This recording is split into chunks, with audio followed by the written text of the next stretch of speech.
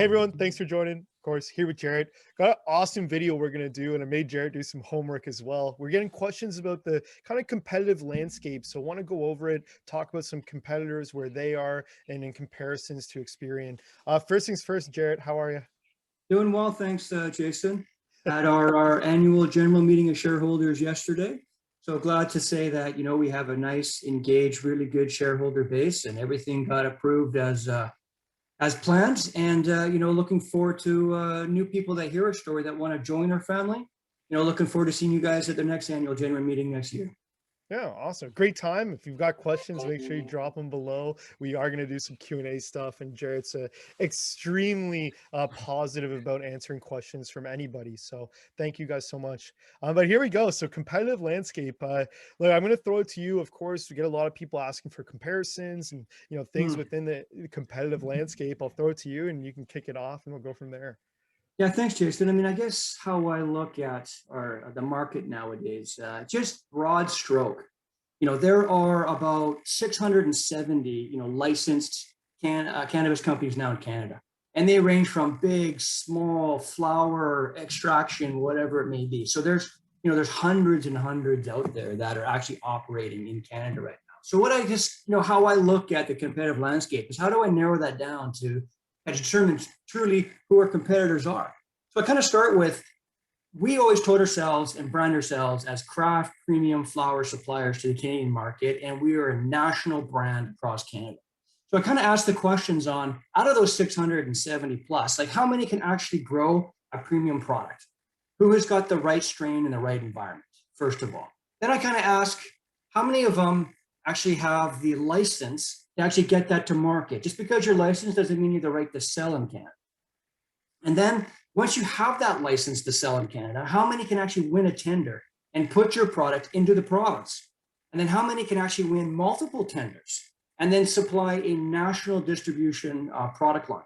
And then going back to the beginning, how many can actually produce enough supply to meet and the logistics to meet a national brand? So just because you produce it, you have to produce it in quantity now to actually support your brand. And then once you're there, can you actually create a following? Can you actually create a return of your product every month? Can you get traction in it? Can your brand get to some wherewithal?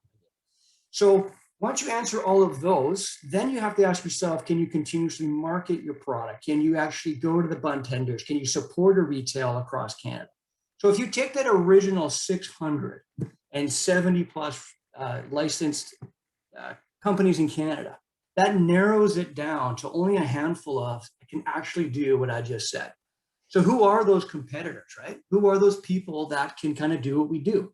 And oddly enough, last month, ATB Canada, which is a bank in Alberta, heavily involved in cannabis, have a lot of analysts. They ran a bit of an article on defining like who are the best premium companies and brands in Canada nowadays. And I actually picked that up and linked in it. I was going to share that with you. This was the article that they kind of ran, and it clearly shows, according to them, and this is independently kind of validating what I just said, who actually is national, who has a premium brand, who garnishes the best money, who therefore sits beside us on the shelf. And that's truly how I define our competitors and look at how we fit into this, is who is actually sitting on the shelf beside us, who garnishes the same money, doing the same thing. And independently, ATB kind of put this out. And it's love to see that, we're right in here as number 8th. If you kind of go from pricing left to right, we kind of fall in the 8th. So I kind of looked at that and said, thank you very much for helping me select my competitors. So then I asked myself, well, how do we compete to our competitors? Like, how are we winning against them? How do we look against some of our main competitors? So I picked 3 out of here that are our closest competitors. So I picked Bear, which is Rubicon, Black Market, which is G-Tech, Flower. And I said, hey, how do we stack up against them? And so that's how this kind of came about, as I put G-Tech, Rubicon, Flower, and I picked a couple of others who are kind of on the fringe of doing what we're doing as well, T-God and Vivo. They're very well known for their kind of previous strains. And we look at them as somewhat a competitor.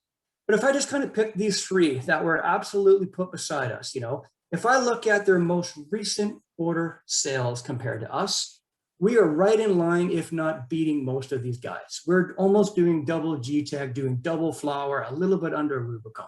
If I look at our gross profit compared to these guys in our most recent quarter, we're 29%, compared to flower. I don't know how much longer they're going to be in business. Rubicon is not even covering their own costs. G-Tech is doing a little bit better, but we're right in line, right within our immediate competitors. But then I look at, how are they being valued for their efforts, and what are we doing compared to them? Well, you look at their equity. If we annualize some of their revenues over, some of their values they're getting now and being rewarded, they're a $100 million company, flower, $160 million Rubicon, 115 million G-Tech. Not only are we beating them in terms of shelf space, gross profit, and what we do in our products, we're only a $26 million company compared to those guys. And in fact, if I look at some of the other competitors, T-God's 170 and Vivo's even 60 million. And I put them in because, they are not quite what we do, but they're just down the road and have a similar model. Even they are getting more recognition than we are. So as an implied value, if I annualize their revenues, these guys are getting 16 times revenue in the current market. Well, we're garnishing about 2. So I don't know how I can explain this better, but what I want to say here is if I just take the average, that's about a 9 times revenue multiple. If you take our revenues and just apply it to the industry standard right now, we're significantly undervalued. So what I'm trying to say is if you're an investor looking to invest into a company that's going to do premium, gain national recognition, have a brand, and you're looking to invest in the right company, Rubicon's not going to double. Neither is G-Tech. I don't even know if flower is going to be in business much longer. We are the best opportunity for investment in Canada right now. We're only starting to raise our voice. We're only starting to show our metrics now. This is why I'm talking to you, Jason. We are the best opportunity right now in Canada, and the numbers don't lie. I encourage you to do your own research, but basically at the end of the day, we are the best buy right now for what we do, and the numbers don't lie, and the analysts are picking us up. They're starting to drop us these things in. We are the opportunity of the future. So I kind of hopefully answer a little bit of your question, saying, how do we compete? Well, this is how we do it. These are our competitors. This is how we define our competitors, and this is how we mark up against your competitors, and that's why we're an opportunity right now.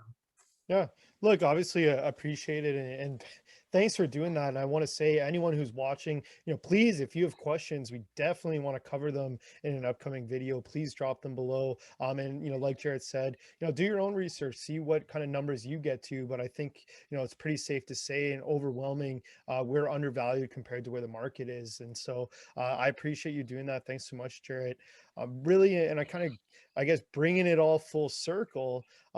Is there any reasons why you think those guys are overvalued or worth more than you? I know those are going to be some questions, so I'd love to ask, or is it just straight, hey, the world doesn't know about us. At least the public markets don't know about us. Yeah, I mean, at the end of the day, Jason, I'm just going to call it what it is, we kept our head down a little bit to build some credibility and build some real fundamentals on our company before we went to market.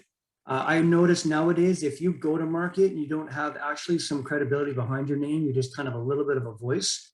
So to answer your question bluntly, it's just we just haven't marketed our company as aggressively of those guys. We just didn't put out a few things. And I think as we promote more, as we have a pretty aggressive campaign of getting our voice out, there will be a direct relation of our story being known and coming up.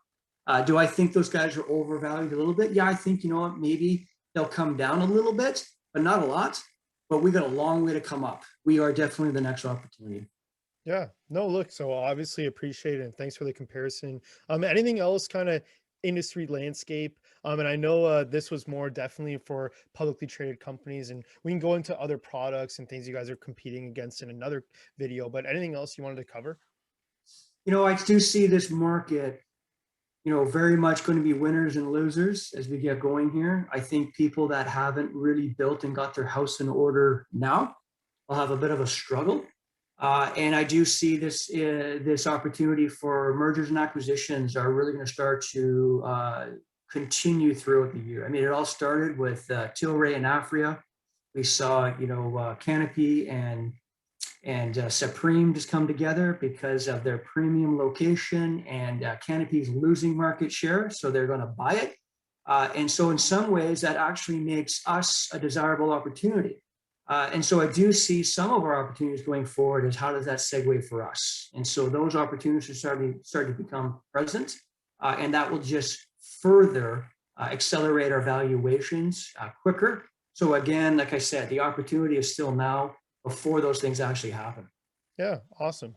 Well, look, thanks for doing this. I know, and thanks for doing the homework. Incredible. And again, we do invite anyone to kind of, look for some numbers themselves and see if they come to the same conclusion as us. But obviously, excited and thanks for doing this. Invite anyone who has questions again. Please do drop them below. We'll cover some other industry stuff and competitive landscape stuff going forward. But Jared, thanks so much for joining. Thanks, Jason.